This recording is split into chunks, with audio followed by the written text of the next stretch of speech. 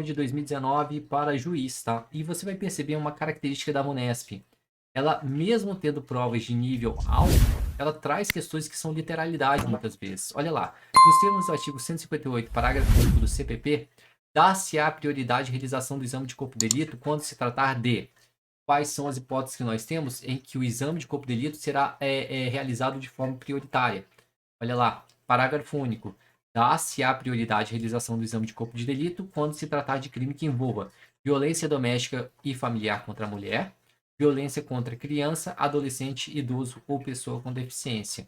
Então, nesse caso, nós temos como resposta que envolva violência doméstica e familiar contra a mulher.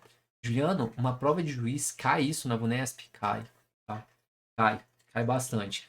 VUNESP, especificamente, eu até comentei para os alunos da STO, e foi uma banca que eu sempre me dei muito bem. Né? Eu fiz uma prova de juiz do Rio de Janeiro. Normalmente a VUNESP pega.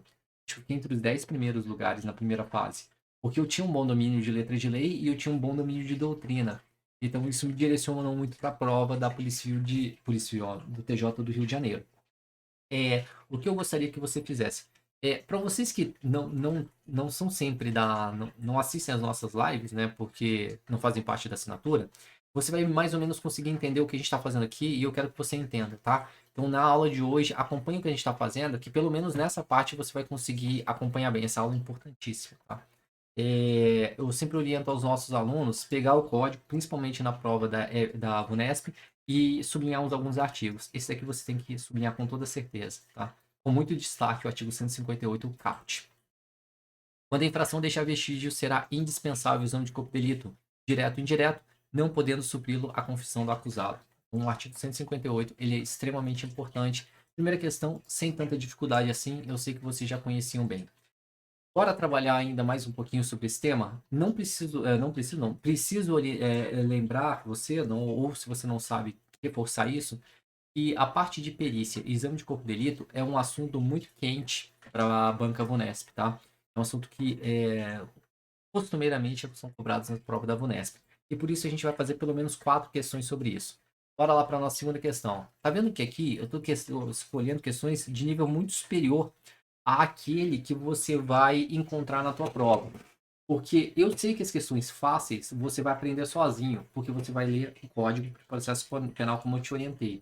As questões que tem algumas pegadinhas ou algum detalhe, aí sim eu trago para você. Porque ainda que você precise quase decorar isso, né, o Código de Processo Penal, a minha intenção em aulas como essa é te ensinar, te mostrar o que é cada uma das coisas, né, que está no artigo de lei, para te facilitar assimilar. Porque quando você decora algo que você não entende, é muito mais fácil de você esquecer do que algo que você entende e você conseguir lembrar, né?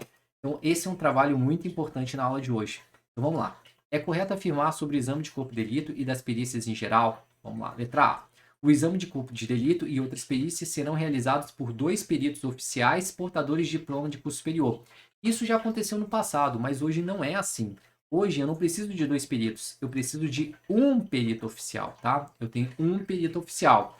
Ah, Juliano, mas eu lembro que tinha uma questão lá que falava sobre 2. Sim, eu vou fazer. Não tô falando. É um mnemônico meu que eu sempre utilizava. Um oficial vale por 2 não oficiais. É sempre que eu falo assim: um oficial vale por 2 não oficiais. O que quer dizer isso, Juliano? Olha lá. O exame de corpo de delito e outras perícias serão realizados por perito oficial portador de diploma de curso superior. Tá? Então, essa é a regra. E esse artigo você também vai sublinhar. Tá? Agora, na falta de perito oficial, o exame será realizado por 2 pessoas idôneas. Ou seja, se eu não tenho um perito oficial, aí eu chamo 2 pessoas idôneas, portadores de diploma de curso superior, preferencialmente na área específica, dentre os que tiverem habilitação técnica relacionada com a natureza do exame. Tá? Detalhe, os peritos não oficiais prestarão um compromisso de bem e fielmente desempenhar o cargo. Juliano, mas por que só o perito não oficial tem que prestar esse compromisso? Porque o perito oficial tem fé pública, cara. Eu, como delegado, tenho fé pública. Né? Não estou falando que o agente público sempre vai dizer a verdade. Deveria. Mas o que ele fala tem presunção de veracidade. A gente não aprende isso em direito administrativo. Não tem fé pública? Tem. Agora, 2 pessoas idôneas, não. Não tem fé pública. Então, eles têm que prestar o compromisso de bem e fielmente exercer cargo. Tranquilo isso? Artigo 159 também é extremamente importante para você. Eu não vou correr com essa live, eu vou explicar detalhe por detalhe, tá? Isso é muito importante. Essa live eu considero extremamente importante para a prova da Polícia Civil de São Paulo. Foi um dos motivos que eu quis fazer essa live aberta hoje, tá? Porque eu queria escolher um tema para poder fazer uma live aberta e eu queria escolher um tema bacana para você.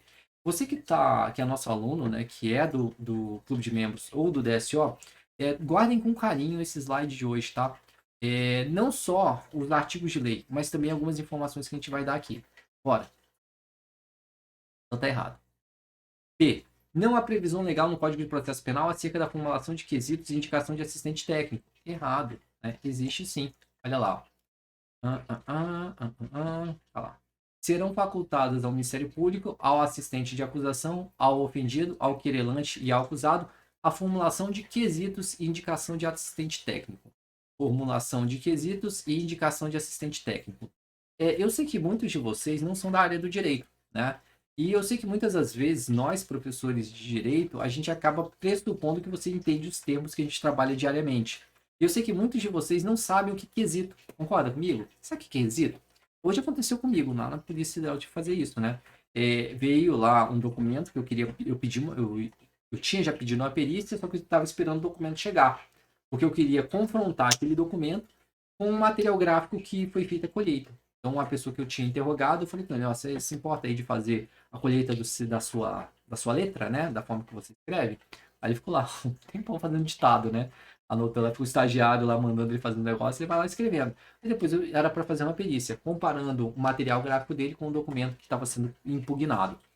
E o que eu tenho que fazer? Eu tenho que fazer as perguntas que devem ser respondidas pelo perito. Né? Não é simplesmente você colocar lá e manda para a perícia e ele responde o que ele quer. Não. Eu tenho que fazer as questões, as perguntas, os quesitos. Isso é quesito. Tá? Então aí está resolvido. E o que é assistente técnico? Qual a diferença de assistente técnico e perito? Vamos lá. O assistente técnico é a pessoa contratada pelas partes que tem domínio em relação ao objeto da perícia. Como assim, Juliano? O juiz nomeia um perito, tá? E daí, a parte, né, normalmente a galera que tem grana, né, fala assim, quer saber? Eu acho que vou contratar um assistente técnico. É uma pessoa que também é da área, vai ser realizada a perícia, e ele vai ser aquela pessoa que vai, né, analisar aquela perícia de uma forma técnica para o meu interesse. Não é do juízo, é do meu interesse. Por isso que quando você pega, né, isso aí você vai perceber que é muito interessante. Você vai ver isso muito na prática, né? Na prática, assim, eu digo na TV, na mídia. Você já ouviu falar que, assim, em casos que tiveram repercussão muito grande, sempre aparece uma notícia, perícia refuta o resultado lá dado, né? Ou seja, perícia entende que todo julgamento foi considerado inválido porque descobriu novos elementos e coisa do tipo. Vocês já viram isso, né? Que não sei o que, essa perícia, o perito ele diz que esse resultado pode jogar por terra tudo que foi feito até agora, ou pode dar uma nova versão. Isso eu vi muito naquele caso da menina que foi jogada do prédio, supostamente pelos pais, né? Sabe do que eu tô falando. E eles tinham grana. Mas isso daí, quando fala perito, ele não é perito. Perito é do juízo, tá? Eles são assistentes técnicos. E agora você me fala, se você mete grana na mão do... Não tô falando que todos agem assim, né? Mas você imagina, né? Você é um entendido, um técnico de uma área. O cara chega para você, ô Juliano, eu vou te pagar 50 mil reais para você fazer um laudo para mim, né? Contestando o resultado do perito técnico, o perito oficial, né? Inclusive eu quero que você acompanhe tudo que ele fizer. Você acha que eu vou ser idiota o suficiente de dar um laudo que vá contra o interesse do meu cliente? Eu chego assim, desculpa aqui, mas esse laudo aqui que você me pagou 50 mil reais para fazer, eu concluí que você se lascou, né? Você se deu mal aqui. Ele vai fazer uma perícia nunca mais. Vai ser assistente técnico uma vez na vida e nunca mais. O assistente técnico é isso. Então tomem cuidado, né, em relação a isso. Eu sou obrigado a ter assistente técnico? Não, você não é obrigado. Você faz se quiser. A parte obrigada a formular quesito? Não, o juiz quer, né? Mas a parte se quiser ela pode também, tá bom? Então aqui tá errado. C. Quando a infração deixar vestígios, é possível dispensar o exame de corpo de delito. Isso aqui é a coisa mais manjada que tem em prova. E a gente viu no artigo 158 que não, né? Não pode, né? Quando deixar vestígios, você tem que fazer o exame de corpo de delito. D.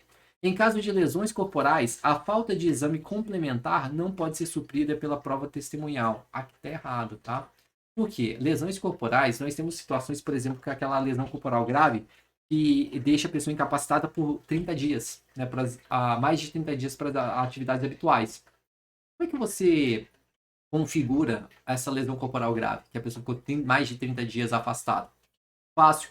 Você faz uma perícia quando acontece o crime, que é obrigatório, né? Deixa o vestígio, tem que fazer o exame de corpo de delito. E dali 30 dias, né? No 35º dia, por exemplo, você vai e faz uma outra perícia. E você comprova, o cara ainda está inapto. Ah, então aí eu tenho configurado uma lesão corporal grave. Então, essa seria a perícia complementar. Agora, se essa perícia complementar não é realizada, como é que fica essa situação? Em regra, ela tem que ser feita, porque se deixa o vestígio, tem que se fazer. Mas não impede, né, se não for feita, que haja, nesse caso, que seja suprida por prova testemunhal. Isso daqui está na lei. Olha lá. Ó. Quando a infração de... Cadê? Ó. Artigo 168. A falta de exame complementar poderá ser suprida pela prova testemunhal. Em que caso isso? Ó? Em caso de lesões corporais. Beleza?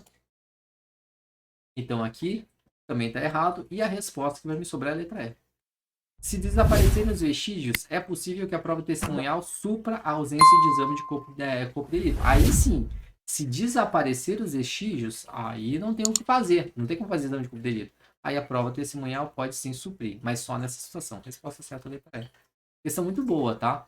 Para nível VUNESP, eu considero uma das questões mais interessantes que a gente poderia trazer para vocês nas lives, tá?